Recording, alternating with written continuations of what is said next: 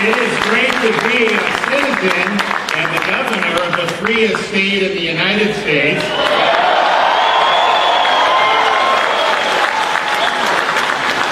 And to now be addressing a group that is really at the center of what's going on down here in South Florida. And I really believe what's happening in South Florida, this is the most dynamic, prosperous area in the entire country right now with what's going on.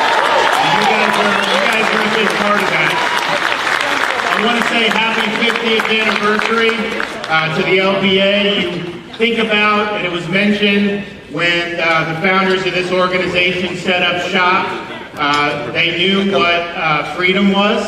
They had escaped from tyranny, but they also knew that they didn't necessarily have as much opportunities as the old guard had. So they were hungry, and they scrapped. And I think we look back here today at this lunch, and this is the power brokers in this community. You guys have everybody here. This has really become the backbone of the community here in South Florida. And I think the success that we've seen in South Florida over the many years, but particularly what's been going on over the last couple years, those folks who started this 50 years ago, we wouldn't be here without them. So let's thank them for what they did and the trails that they blazed.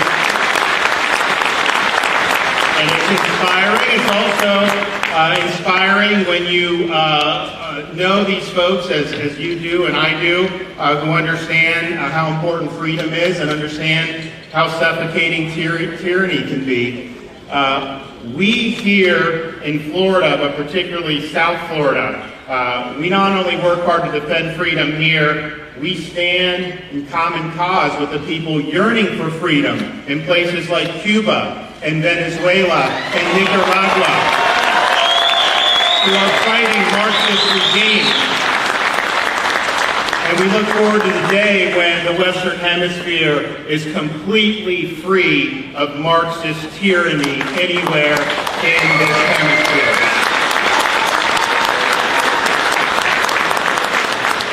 Now, I'm proud of what's going on in Florida. We, in the state of Florida, have the lowest per capita tax burden in the entire country. Of course, we don't have an income tax, and we won't have an income tax as long as I'm kicking.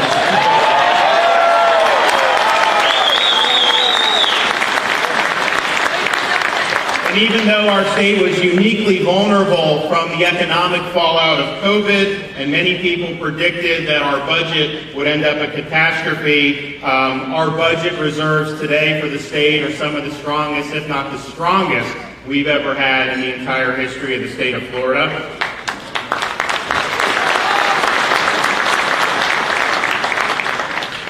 It was mentioned, Eric mentioned, the historic investments we've done with water quality and water infrastructure. We've also done a lot to make sure that our roads and bridges are funded. We've increased things like teacher pay and done $1,000 bonuses for all law enforcement and first responders. But we've done all those things in a way that's fiscally prudent and that is sustainable over the long term. The best way to compare how Florida handles it with how maybe others would is the closest state to us in population is New York State. New York, we have about 3 million more people than they do now, and yet their budget is more than twice the size of the budget of the state of Florida. And you wonder, are their roads better than ours? No. They're not doing better, and we have the #1 rated higher education system, state university system in the country, 5 years in a row by U.S. News and World Report. U.S. News also rates our K-12 in the top 5. That wasn't necessarily true when I was growing up, and so we're providing the services, we're meeting the challenges, but we're respecting taxpayers. We're making sure that government's not driving people out of business or driving people away. And the result is, even with that lowest tax burden in the country, We have the strong budget reserves, and we're meeting challenge after challenge here in the state of Florida. We're also doing it in ways that are empowering individuals, empowering parents. For example, here in Dade County, this is the highest performing urban school district in the United States. It also has more school choice than any school district in the United States, and the Academy is a good example of that.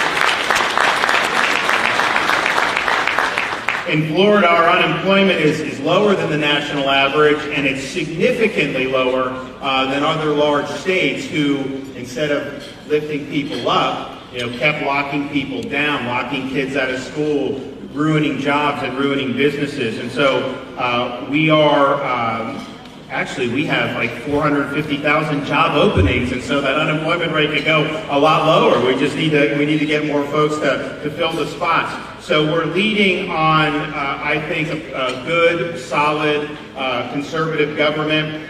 One of the things I think you have to have if you're going to have a successful community is you got to have the rule of law, and you got to have law and order. And that means you need to support the people that wear the uniform and keep us safe. And we are doing that in the state of Florida.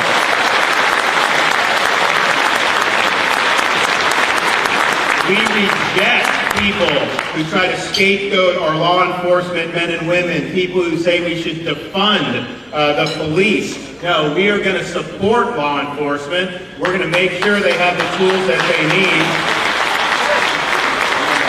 I don't need to remind the folks in Miami-Dade County, when we had the tragic collapse of towers in Surfside, it was those folks wearing the uniforms, those first responders, that were there immediately putting their lives at risk in order to be able to save, and they did save many others. And any time we have something where we need to call on people, they are there for us, and we will, in the state of Florida, be there for them.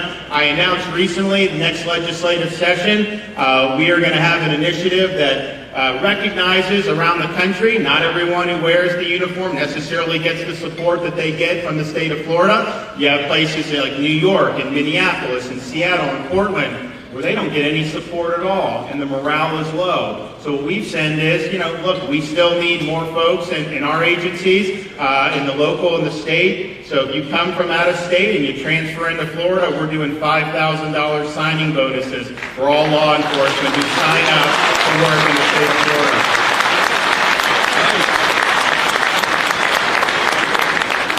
I want to thank what you guys have done with the charter school. I think that Florida has really led the way in a lot of those types of initiatives, but one of the things we've worked really hard on since I became governor is recognizing that succeeding in our world and in this life does not necessarily mean you need to go to a 4-year brick and ivy university, go deep into debt. Some of these kids, unfortunately, get degrees in things like zombie studies that don't exactly lead to a lot.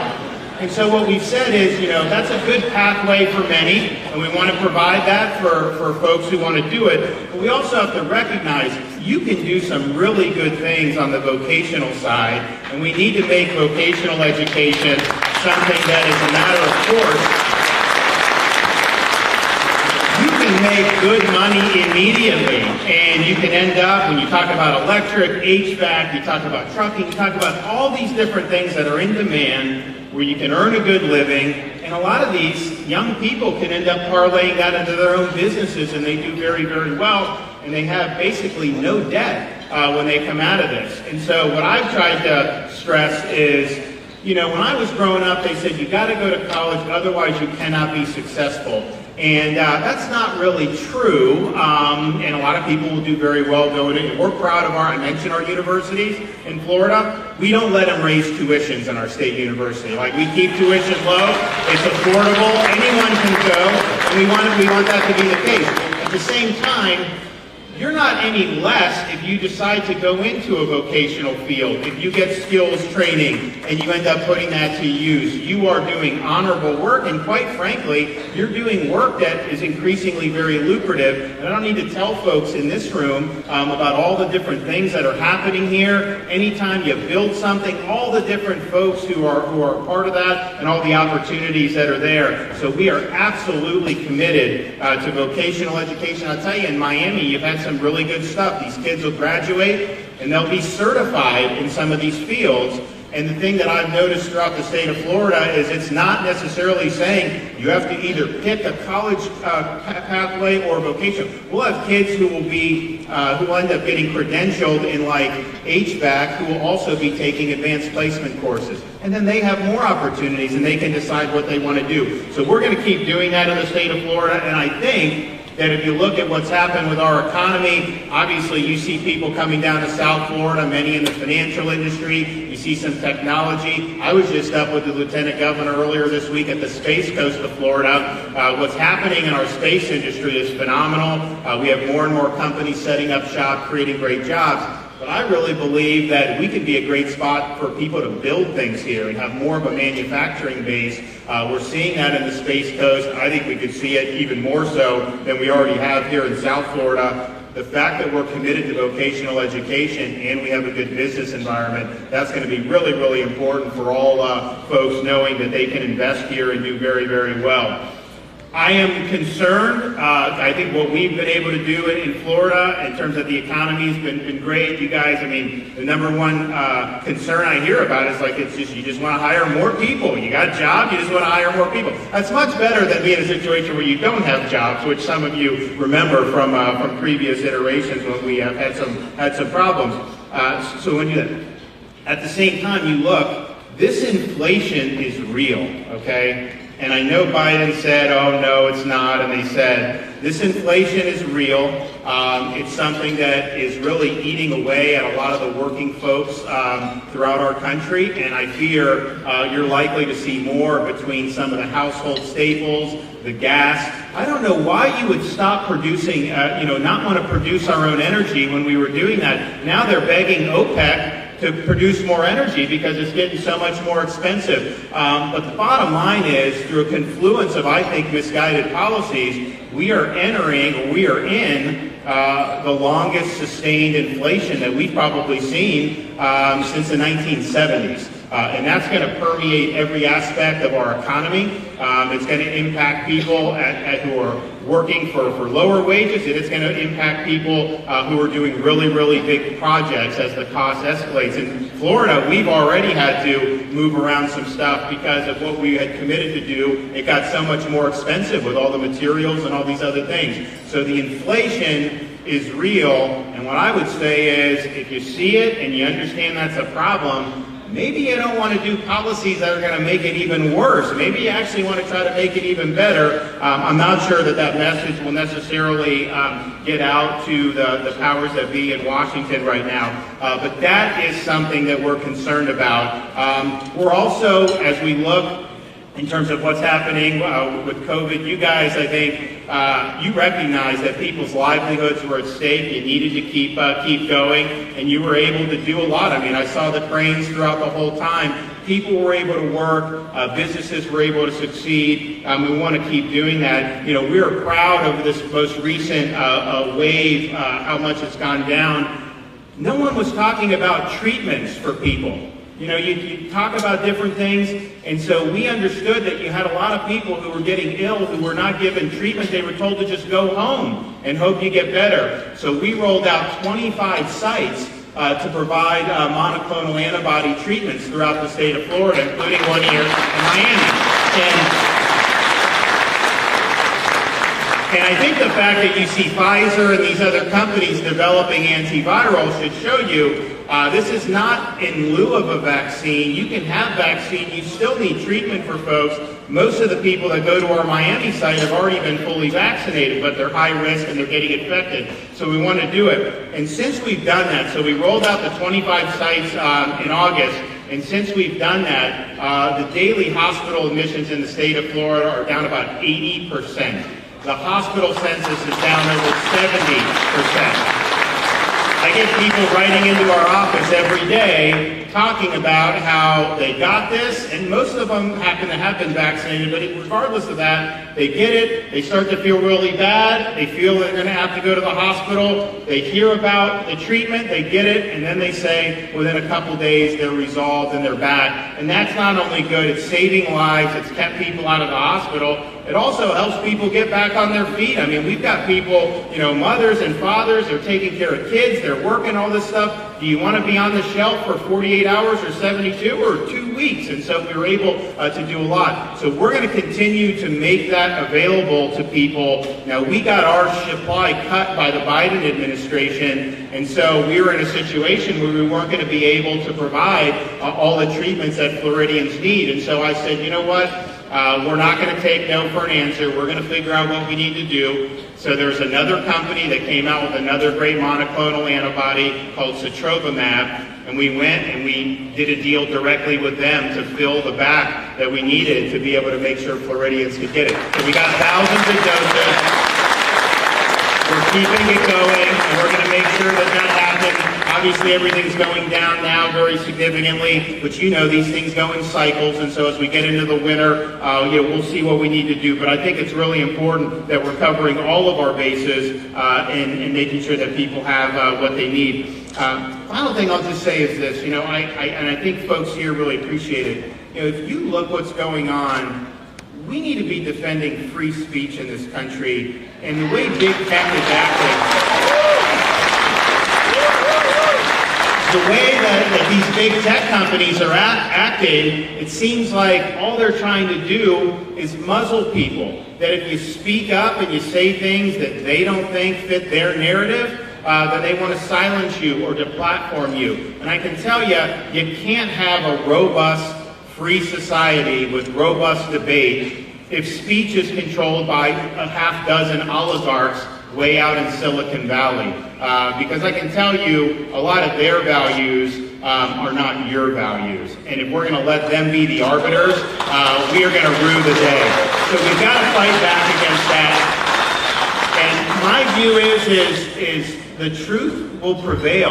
The people that don't want truth, what was the first thing they did in Cuba when you saw the uprising? They tried to stop the communications because they didn't want people to be able to share what was going on. And so that's kind of the nature of this. So we did a bill last year. It's being litigated now. I think we're going to end up getting a positive result on the appeal one way or another. We may have to do some tweaks in the legislature. But my position is this, that you should not, as a Floridian, be censored or deplatformed with impunity by these big tech companies.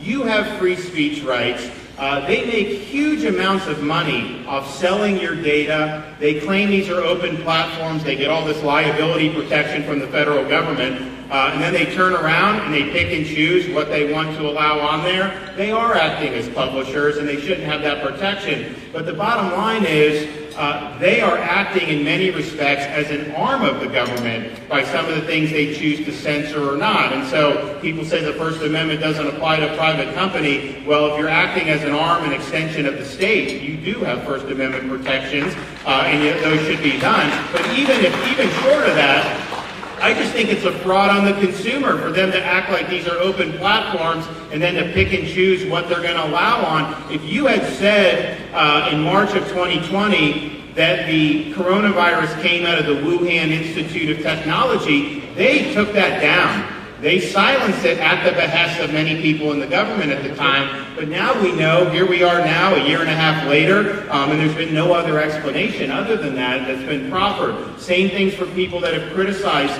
closing schools, closing businesses. They would take that down and they would silence it. That is not what a free society is all about. So we have to bring accountability to these really, really big companies. I want to make sure that everyone in Florida has the right to speak their mind without fear of being censored or without fear of being deplatformed. And I think we're getting closer there in the state of Florida.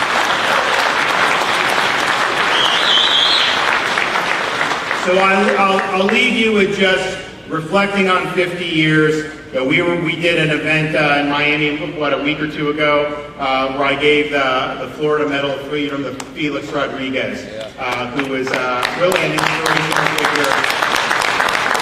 But I think in Felix's story, I saw really the stories of so many folks who understand what freedom means, understand that freedom isn't guaranteed, and it's something that you got to fight for, and you got to make sure that you're willing, especially when times are tough, to stand up on that wall and be willing to stand for what's right. And I think we're in one of those times now. Big tech, all these different things. You've seen governments. Now in Florida, we protected people's jobs and livelihoods, but you look around the country and around the world, how some people have been treated by the government since COVID hit. This is not something that we can just allow. We're not allowing it in Florida, and I think that the more we're fortifying freedom here, with people in this community really at the forefront, it's inspiring people not just around our country but around the world. How do I know that? Because I have people write into me from Australia and Canada and some of these places saying that they're looking to Florida for leadership, and they appreciate that we're actually standing and defending people's rights and liberties. And so this is the last stand. The people that came from Cuba that founded this country, that founded this organization, they had a place to escape to when Cuba went communist. If we don't hold the line on freedom here in this country, where are we going to go to? There may be some islands out there, but I'm not leaving. I'm staying and I'm holding down the line.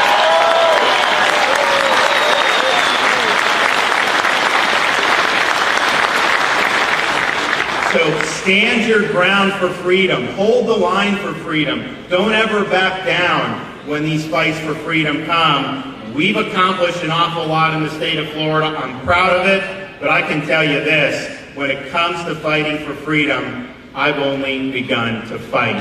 Thank you all. God bless you.